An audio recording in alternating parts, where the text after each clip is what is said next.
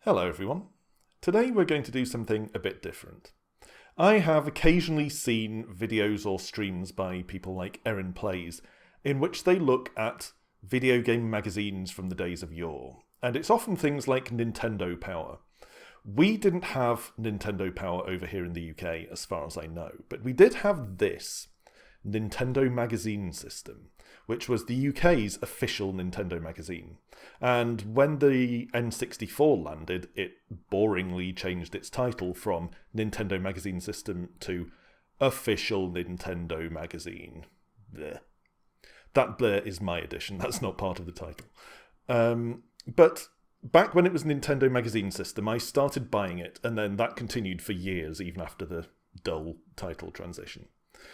There's plenty of record of Nintendo Magazine System being out there, but I've never found any record of this issue, the best of NMS. So I wanted to take a look at this today, partly because I've found no record of its existence beyond the fact that it was in a drawer underneath my childhood bed for 25 years, but also because this was my guide to game purchases back in the early 90s. This was published in 93. And I used this specific volume to guide a lot of my NES and later Game Boy purchases.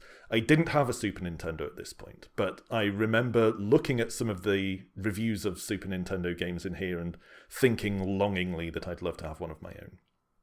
Anyway, this is The Best of NMS, which, as the title would suggest, is kind of a compilation of material extracted from normal issues of the magazine, things like this. And they've been compiled into this quite thick volume. This is a pretty chunky thing for a magazine. So I thought we would take a little bit of a look at this today. We're not going to go through the whole thing, but I thought I'd have a bit of a skim through and look at some of the stuff that's in it, as Nintendo stuff was covered in the UK in 1993. So, first off, I feel like I should apologise for the shaky camera work. I did try to mount my camera, but I couldn't find a way to do it that would enable me to zoom in when I want to look at something specific. So, I'm free-handing it, and I don't have the world's steadiest hands, especially when I'm swapping from hand to hand, like this. So, you'll have to excuse me for that, but I'll do my best to keep it as steady as I can. So, here we are, the best of NMS, and the cover is missing because this thing is so threadbare. I remember that the cover was dark blue and it had kind of a square design in the middle, and then around it was dark blue, but I don't remember any more than that. And as I say, I've never found any record of this thing existing, so I haven't found an image of the cover. The first thing you see when you open it is this advert for Link's Awakening on the Game Boy. I suppose it's more generally for the Game Boy, but it seems to be name-checking Link's Awakening. I've heard by now of that famous slogan that Sega used in the US. I don't remember hearing it here, the Genesis Does slogan. And evidently Nintendo were trying a slogan of their own with this advert. Ninfuriating, ninfinite Nintendo. I don't think that caught on. I don't remember ever seeing it anywhere else. And frankly, I'm not convinced that pitching your game as being ninfuriating is necessarily the way to go. It wouldn't have particularly appealed to me then or now. Also, enormous pile of batteries. As my friend Game Racer pointed out when I showed him this photo, that's more like the kind of pile of batteries you'd get from a Game Gear rather than a Game Boy. But there you go. Nintendo advertising how infuriating their games are and how inefficient in battery use. So, interesting advertising ideas there. But once you get into the magazine proper, first it has this introduction about what the best of NMS itself is. So it's just got a bit of waffle here about how it's compiled stuff from issues of the magazine, and they're aiming to be a complete guide to everything you need to know about Nintendo at this point. It actually says right here, your complete guide to all things Nintendo and a unique event in the history of publishing. Well, can you remember the last time we did the same thing? And interestingly, not only had they not done this before, but they never did it again. I did on Twitter ask Jazz Rignall, former editor of NMS, whether he remembered anything about the production of this, and he said he vaguely remembered it being around, but he wasn't particularly involved with it. So no extra information forthcoming there, I'm afraid. But this was published in 93, and they had never done it before, and they never did it again. And again, I've never found any reference to this anywhere. The whole thing itself is split up into these genres, and I think they go in this order, actually. There's a hardware section right at the front. Camera's not focusing for some reason. There's a hardware section right at the front, then it goes beat-em-ups, platformers, sports, shoot-em-ups, RPGs. This is actually RPG and strategy. They lump them together. And then puzzles and MISC other at the back. So let's take a look. I'm not going to go through the whole thing, not today anyway, but let's have a little whistle-stop tour through it. So this is Best of NMS, published by Future Publishing in 1993. So at the front we have something which I didn't really have that much appreciation for at the time, which is a load of tech specs about the hardware. So the first one here is the Super Nintendo, which of course was the current console at the time. There is a little note about Project Reality though, which was what the N64 was called before release. So it talks a little bit about that here. What Nintendo have revealed is Project Reality, Nintendo's 64-bit wonder console planned for 1995. They remark on something that got a lot of coverage, at least in this magazine back in the day. The fact that it was being developed by Silicon Graphics, which usually had these specialist industrial workstations that cost tens of thousands of pounds. But Nintendo was selling it for a mere £200. The machine will generate an even bigger stir than the Super NES. I'm not convinced that's what actually happened. But it had all these technical stats, sprite size, resolution. Look at that resolution, 512 by 448. Lovely. Described the controller. But the thing that's most interesting to me, well, two things. One is, they went into the actual physical dimensions of it, which is kind of funny to me. But also this, a diagram of how the bits fit together. Obviously, it's not hugely detailed, but it does show you basically how everything connects, which I had no interest in at the time. I mean, I don't have a lot of interest in it now, but I basically completely glossed over this whole section at the time. I saw this and went, diagrams, and ignored it. I liked maps, but electronic diagrams not so much. But yeah, it's got, the RAM, CPU, 2 PPUs, etc., showing you how it all connects. And then up here, it explains what all of those things actually are. Focus, you stupid camera. For some reason, the camera doesn't want to focus on this. But yeah, it explains, here we go. It explains work RAM, what the PPUs are, what the CPU is, all that kind of stuff. So this is kind of an interesting feature, I think, at least in retrospect. It wasn't interesting at the time, to me. The NES gets a whole page for its diagram, interestingly. And as someone who knows absolutely nothing about any of this stuff, it's kind of interesting to me to see the difference between the layout of the interior of the Super Nintendo and the NES. Same kind of information over here. What kind of stuff's inside, explaining what it is. Ports, technical specs. Size, of course, the dimensions are the most important part. And we've got one for the Game Boy as well. So this was basically the whole suite of Nintendo stuff at the time. I do like the fact that they cover the composition of colours, in inverted commas, on the Game Boy screen. And if the camera will focus, then you'll see that this is black. It's not focusing, but take my word for it that it says black, grey, grey again, and white. Though, of course, if you've actually played an original Game Boy, you'll know it's green, green, green, and green. Glossary of Terms here, which is basically just an explanation of all the technical things they're talking about in here. Except for Xanadu, Albert, which, as it says, is the last name registered in the East Cheam Telephone Directory, 1993. Outstanding bill, £1,324.73. No connection with Nintendo. In fact, no connection at all. No phone connection. See? Because he's got an outstanding bill. It's a joke of some kind. Don't know why that's there. They're being humorous, but yeah. Okay, so the whole thing is divided into chapters based on genre, like I said, and each one has this kind of banner intro here, title page. So this one is fighting games, and they always have a representative image of a big name game in the genre. So here we've got Street Fighter 2, which of course was the big name in fighting games in the early 90s. It's actually got a dictionary definition of the word fight, which is kind of amusing. To contend in battle or physical combat, etc., etc. And they've actually sourced it correctly. Penguin Pocket English Dictionary, 1987.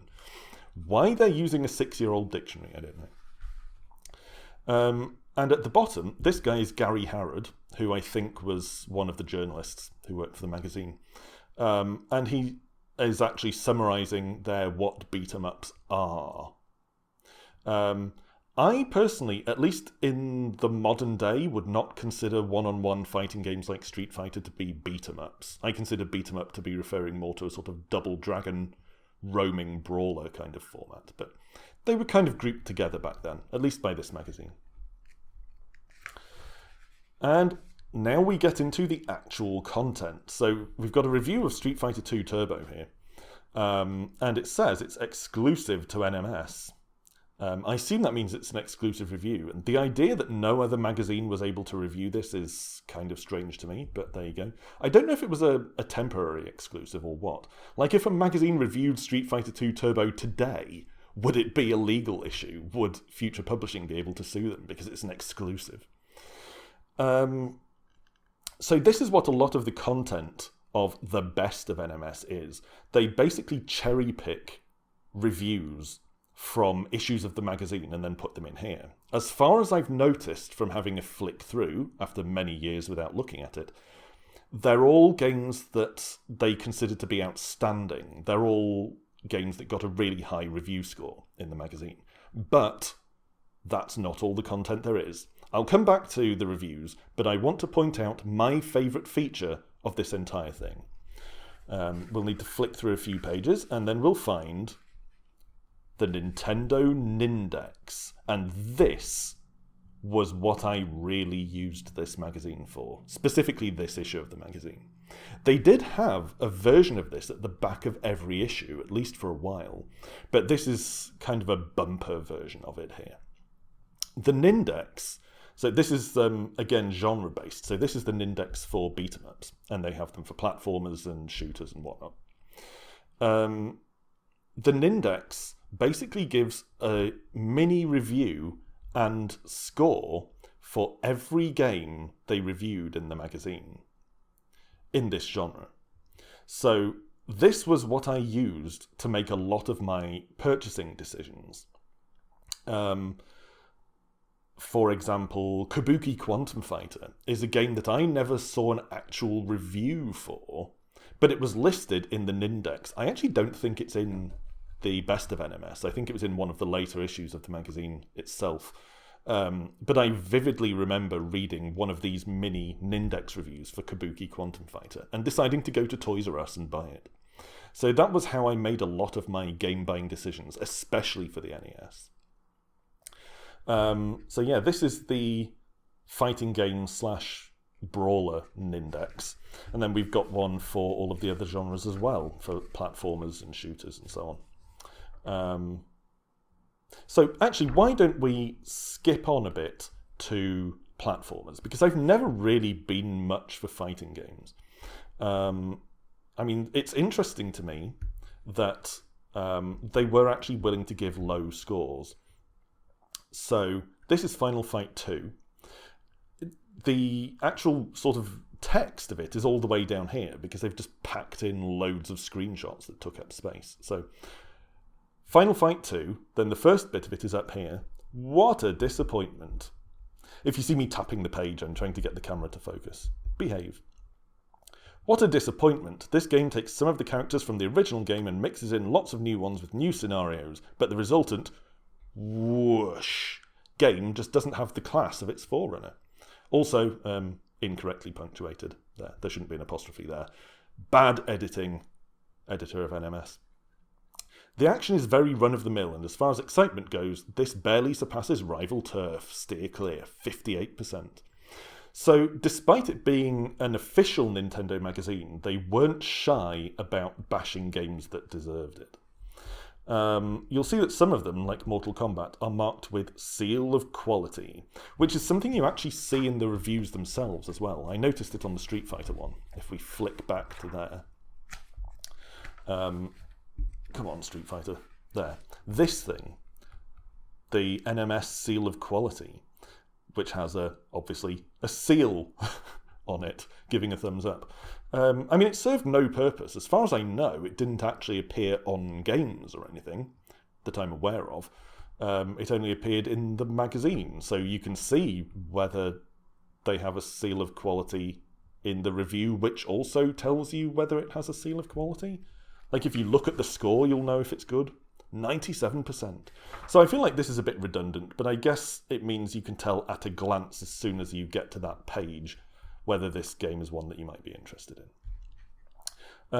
Before we move on to platformers, though, I want to just point out a couple of things here. I want to point out how relatively little text there is here. Loads and loads of images, and actually some of the reviews are even more so than this. This one at least has a block of text here, but a lot of them are just made up of these little sort of box out sections. And even in this one, although it has some text over here, this is all flavor text. If you can read this, if the camera focuses. We are in receipt of your application. Come on.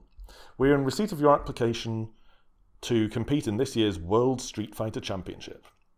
The World Street Fighter organization has noted your combat achievements and registered your entrance fee. And so on and so on. And it just talks to you as though you're a fighter in the tournament. Which is kind of a nice touch, but that's the main text of the review, which is an interesting approach. And then it talks about the fighters and special moves and so on. I want to point out that they have profiles on each of the 4 bosses, which became playable in this version of Street Fighter 2, but they have them by their original Japanese names, and this is why, to this day, I still think of this guy as M. Bison, and this guy as Balrog, and this guy as Vega, because everything I knew about Street Fighter 2 came from this article. Also, the fact that M. Bison only makes sense as a name when it's applied to the boxer, because it's a Mike Tyson reference.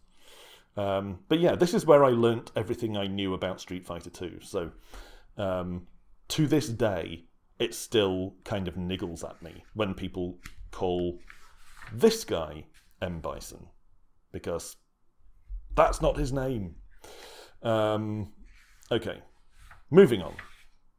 We have an advert for Ren and Stimpy Veediots. I was barely aware of the existence of Ren and Stimpy back then, and I've still never really watched it to this day.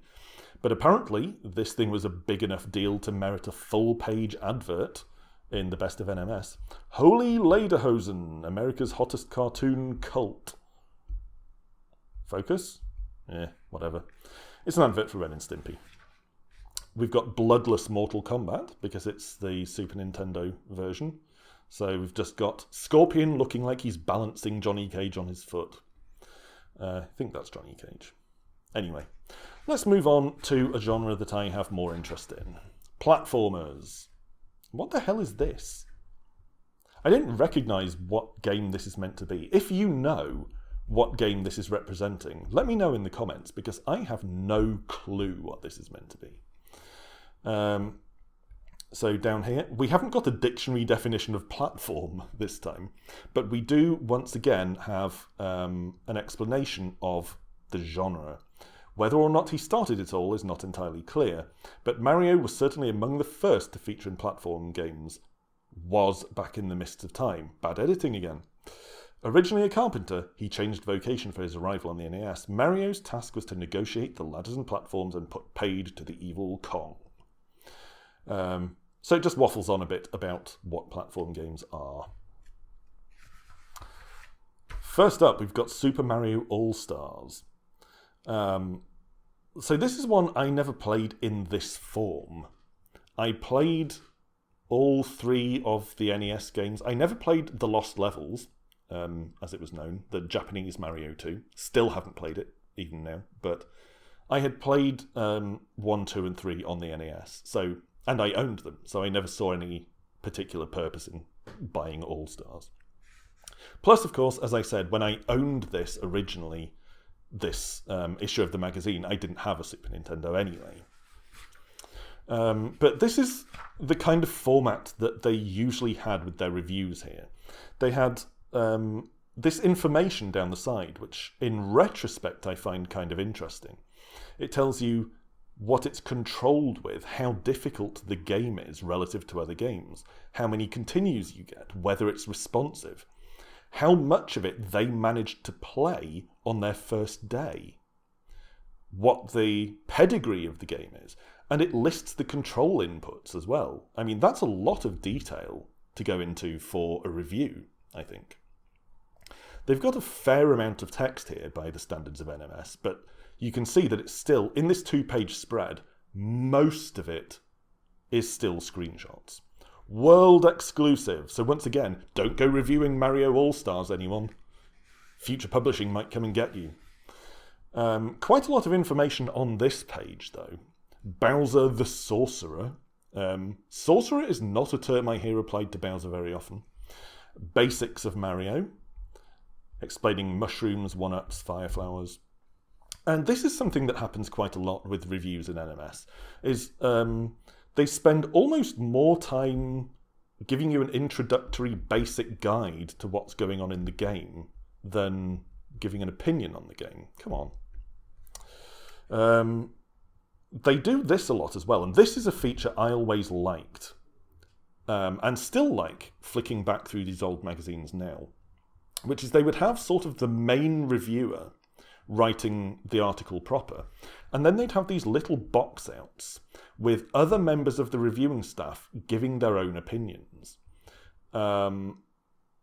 Sometimes they would agree with the main reviewer, sometimes they would disagree, and I always liked the fact that in any review you'd have at least one, sometimes as many as 3 or 4 for a big name game, other reviewers giving their opinions, and sometimes the main reviewer would love a game, and then one of these others would say, you know, to be honest, I think there's a weird difficulty spike, I think the control isn't what it should be, and I don't think it's as good as the main review says.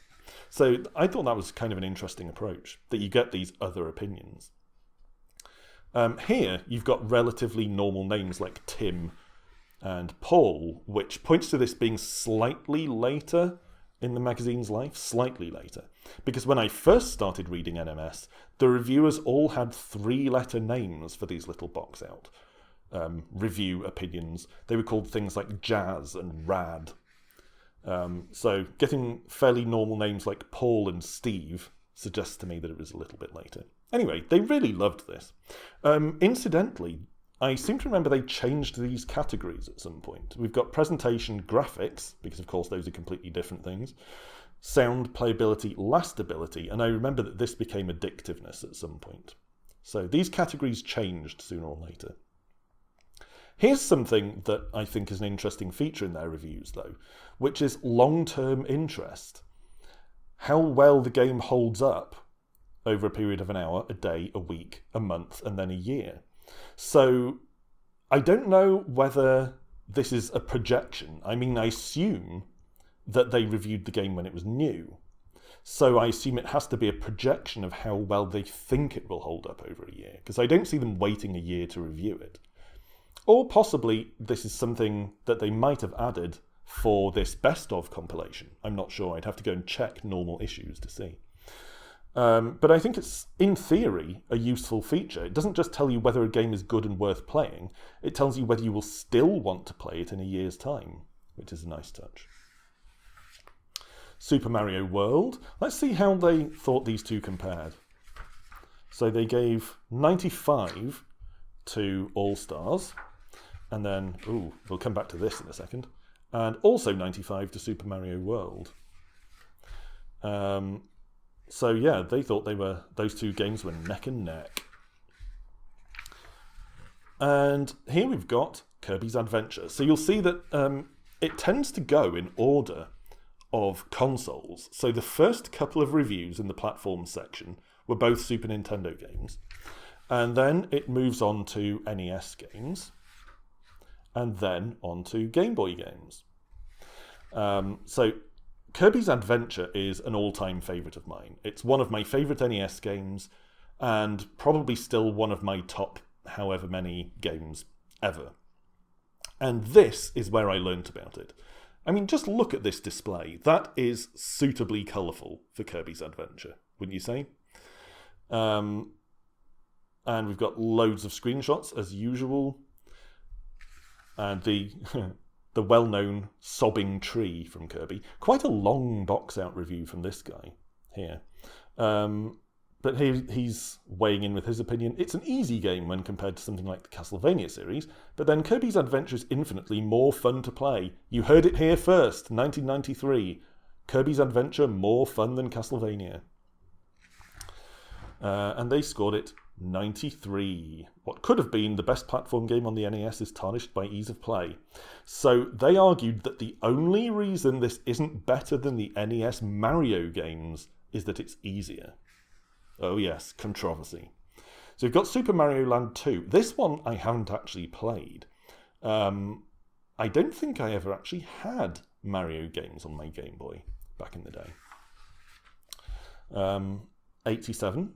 They liked Mario Land 2. Let's move on to the Nindex for platformers, though. Here, if you ever hang out in Hungry Gorilla's streams, you will hear more than you ever wanted to about Bubsy the Bobcat in chat. There seems to be an obsession in chat with Bubsy. I've never played Bubsy. NMS gave it 79%, so they thought it was all right.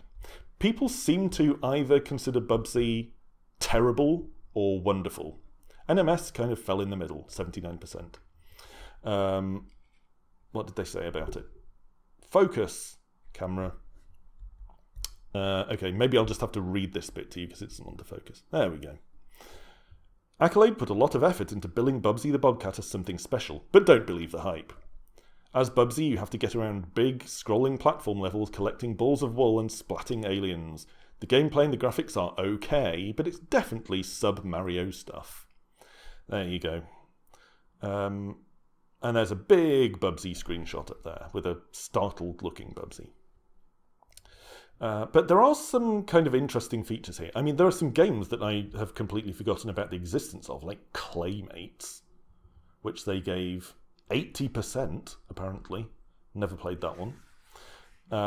But there are some interesting things, especially once you get into the NES section, which is the part that I'm most familiar with because it's the console I had at the time. And I'm thinking specifically of this, if I can find it. Where is it? There. Simon's Quest, 83%. The second in the NES Castlevania series sees Simon Belmont, ace vampire hunter, on the hunt for bits of everyone's favourite vampire. It warns that if you're faint of heart, you might give up after half an hour because it's that tough. But the thing that's interesting is 85%. And then flick back to Castlevania. 80%. That's right. According to Nintendo Magazine System, Simon's Quest is better than the original Castlevania. Good in its day, but very rough around the edges now. They're just bringing out all the controversial opinions here. What did they give the original Mario Brothers? Because that's such a basic game. They gave it, what's that, 80-something? Let me look at the actual page. 83%. So they thought the original Mario Brothers was better than Castlevania 1. Interesting. So you can see how this would be a really, really useful guide to games to try and get hold of for a kid/young adolescent in the early 90s. And that's what I used this for, and that's why the cover dropped off, because I was constantly consulting this thing, looking for games that sounded interesting, and then going hunting for them, usually at Toys R Us, but sometimes at Argos. I don't want to go through the whole thing, at least not today, but I do want to have a look at some of their sort of surprising choices of games they included. We've got another advert. This one is, what's that? Chuck Rock? Chuck Rock.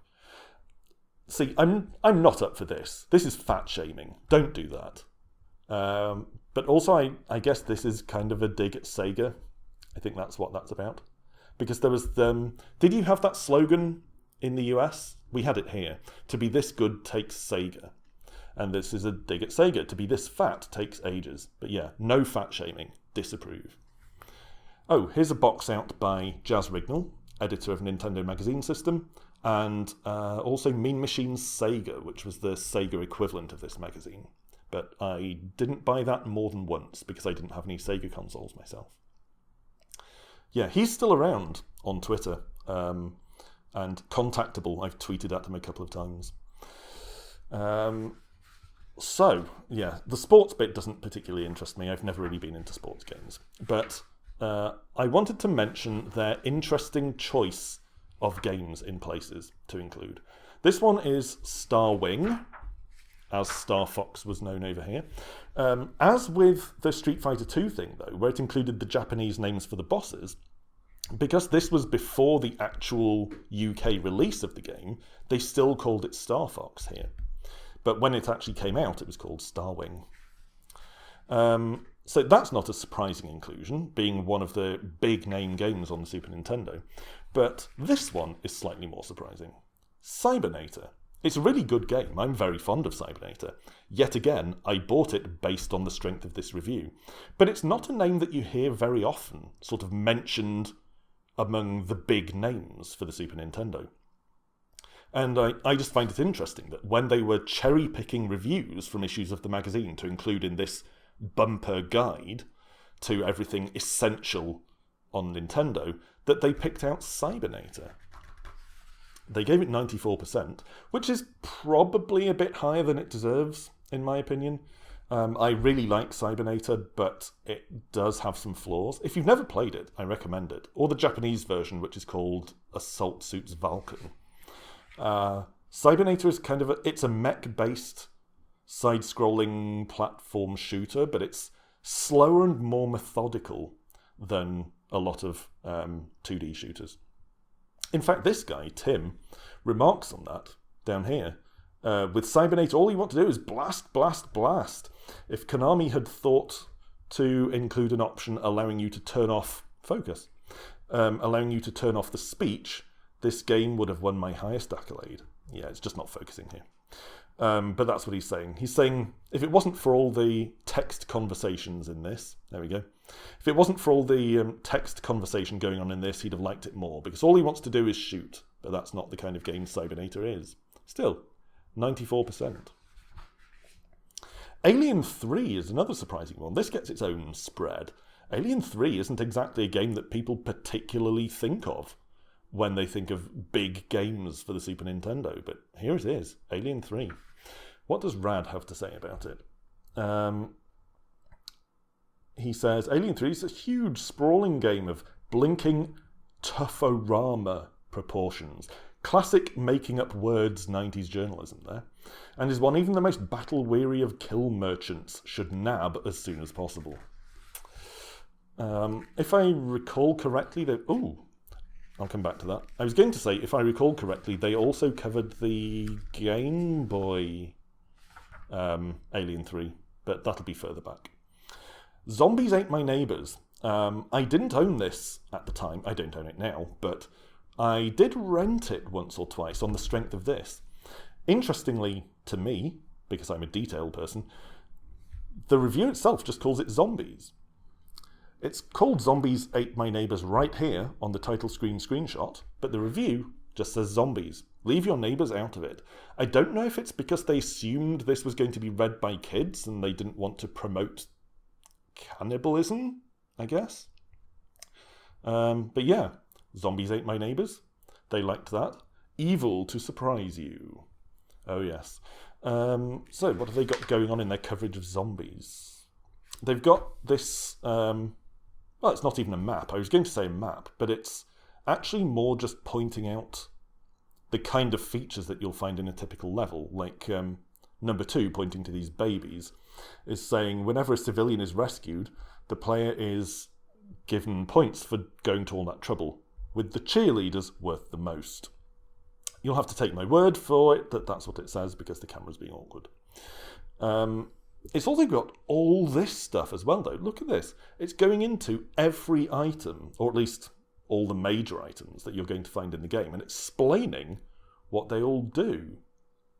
So, like I said before, the reviews in this often kind of stray away from being actual reviews and into beginner's guide territory, which I find kind of interesting. This is funny. I saw this when I was flicking through it earlier, and it made me laugh. That there's just this one bit off on its own over here, as though the editor looked at the layout and went, no, you've got a bit of blank purple space up there. Fill it with something. Come on, give me a couple of lines to put up here. So they just shoved in this bit about throughout the game you will stumble across items that are inscribed with a question mark. Collecting these will enable you to enter a bonus level where loads of goodies can be collected. Fascinating, but clearly just here to fill up a little bit of space in the corner. More comments from Rad. And one from Steve. They gave zombies 94%. Again, they did give low scores to games that they felt deserved it, but the actual reviews that they extracted from the normal issues to put in the best of NMS seem to have been the ones that stood out as being particularly good games. And the more negative ones are relegated to the Nindex. Here we've got an advert for CVG, which was Computer and Video Games, which was a rival magazine. Well, I say rival. I don't know how much of a rivalry there was, but it was another game magazine. But they weren't platform specific. They just kind of covered whatever. I never bought it, though, but there seemed to be a lot of adverts for it at the time. This one is quite a 90s thing in that it's been done in the form of a slightly goofy comic book. Crash, bang, wallop, etc. And an appearance by 10 Downing Street, for some reason. This all seems very 90s to me. Great Guy, the comic. And then down here, look at this. And the moral is, here at CVG, we know that games players lead rich and rewarding lives. We think you're great, so please buy CVG.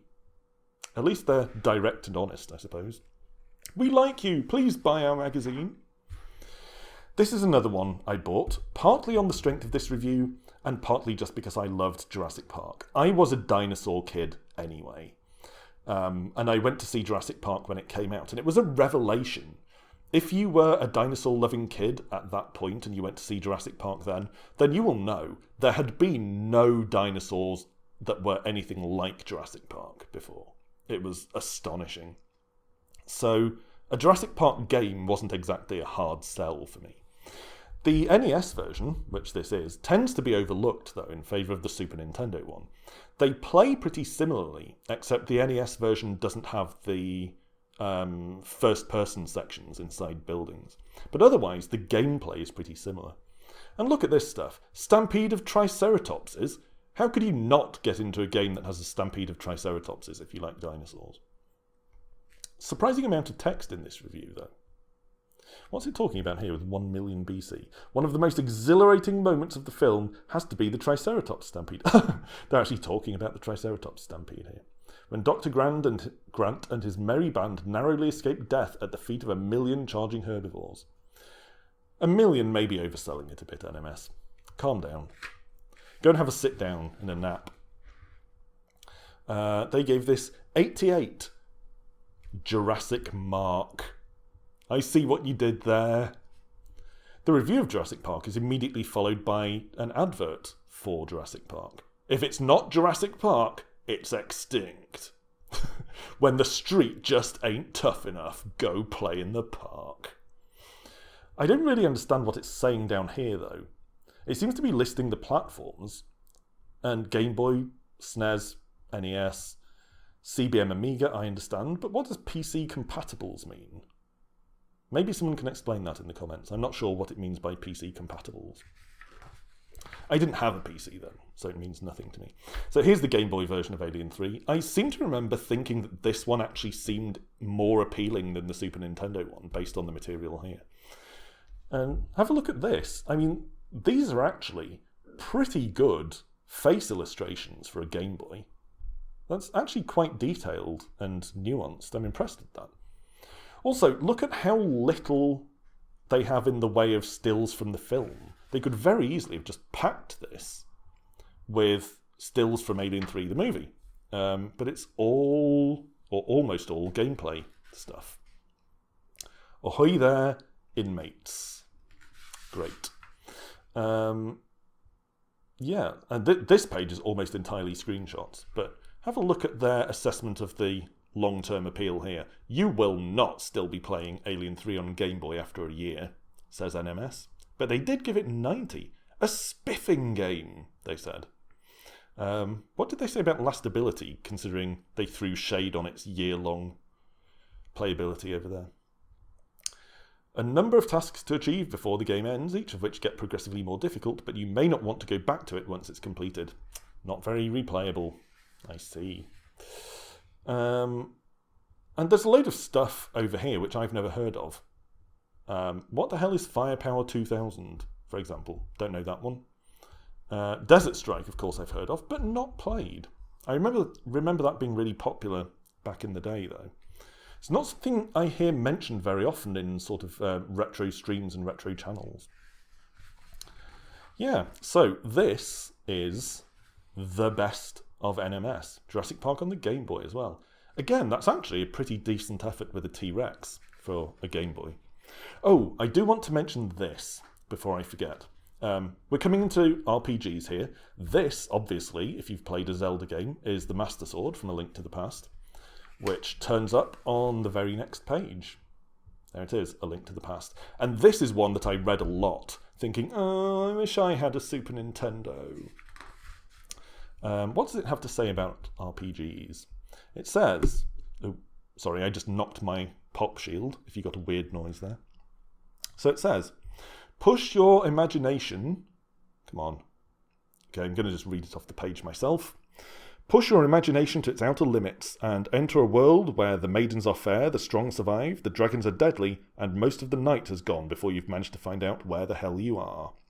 We're talking RPGs and strategy games, the undisputed Nintendo king of which is Zelda on all three machines. Mere words cannot do justice to the game. And then further down at the bottom, be gone, sad non-Zelda person, you're not welcome here. I'm sure there are plenty of people who'd agree with that even now. So anyway, they tell you what the first boss is going to be. So again, a bit of a sort of beginner's guide element to all of this. And they depict the major areas of the game world. Although I don't think this is actually particularly useful. I don't feel like the game is broken up quite that neatly into areas. But they've got a big, long box out for a second opinion here. And a third opinion by Jazz. Now, I always liked Jazz. I mentioned him a couple of times before as having been the editor of this magazine back in the day. Eventually, he got promoted out, if memory serves. He moved up to a higher sort of executive position in Future Publishing. And he stopped editing NMS itself. But I always liked him as a reviewer because he explained really clearly what it was that he liked or didn't like about a particular game. This looks like a good example, actually. So it's always difficult thinking of things to say about games which are virtually perfect. Zelda is a case in point. Its visual appeal will be utterly apparent from the screenshots. Its scale and epicness have already been discussed. He means in the main body of the review. What impressed me most, though, was the tremendous degree of thought which has gone into the controls.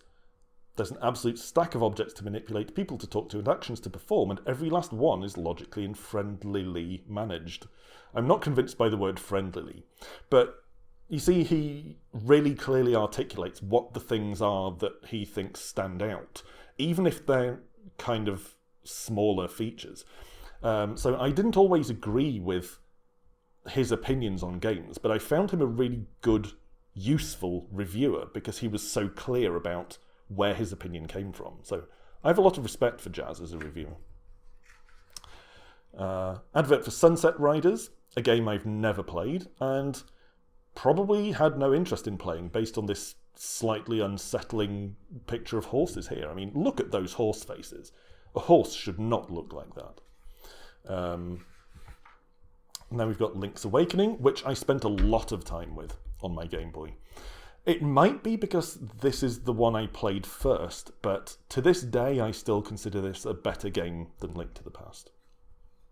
Again, really impressive visuals from the Game Boy there. If you played Link's Awakening, you've seen this cutscene at the beginning of the game, and you know it does look really impressive for a classic green and green Game Boy. So yeah, this is the best of NMS. Oh yeah, there was one other thing I wanted to mention that I saw when I was flicking through this before I started recording. Elite. I mentioned that they pull out surprising choices of games to feature in here sometimes. Why is Elite here? I mean, they rate it really, really highly, 91.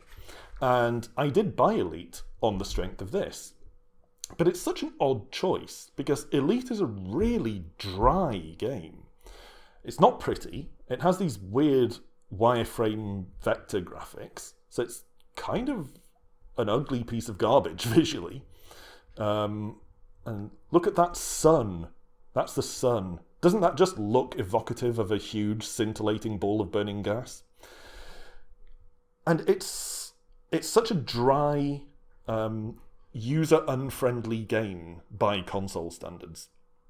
But it sounded interesting, and this is something I still get suckered in by now. I will read or hear about a game and think, that sounds really interesting. It sounds like it's doing something interesting. And then I buy it. And it turns out that interesting doesn't always mean fun. I did quite like Elite, but I feel like it's a kind of 70-75% kind of game, rather than the frankly absurd 91 they gave it. Having said that, it's probably pretty unique for an NES game. But yeah, some odd choices of game in here, I think. Anyway, this has been a whistle-stop tour of the best of NMS from 1993. I can come back and do more of this, if you'd like to. I can go through it in more detail, look at the individual games a bit more. I could also take a look at some of the magazines, some of the actual issues of NMS that I have. I used to have loads. I bought it for years. But at some point they got cleared out when I had to clear some space in my old childhood bedroom. They all got disposed of. I do have a handful. I have probably 8 to 10, I think, remaining. So I could go through some of those if you're interested in that. I could go through this in more detail. So let me know in the comments below if you'd like to see more of this kind of thing. If you wouldn't like to see more of this kind of thing, you don't need to tell me. I will take your silence as disapproval. But also if you have any feedback, thoughts that I could do this better, anything like that, tricks for getting the camera to focus when I want it to. As long as you're polite and not mean to me, you're very welcome to leave a comment. So yeah, let me know if you enjoyed this at all. This is the kind of thing that I enjoy watching. So I'm trying to create some content that I would want to watch myself. So anyway, the best of NMS, Future Publishing 1993. My guide for my game purchases in the early 90s. This was indispensable, and it shaped the games that I played back then, for years afterwards. Thanks for watching, as always, and rejoin me next time. Until then, bye for now.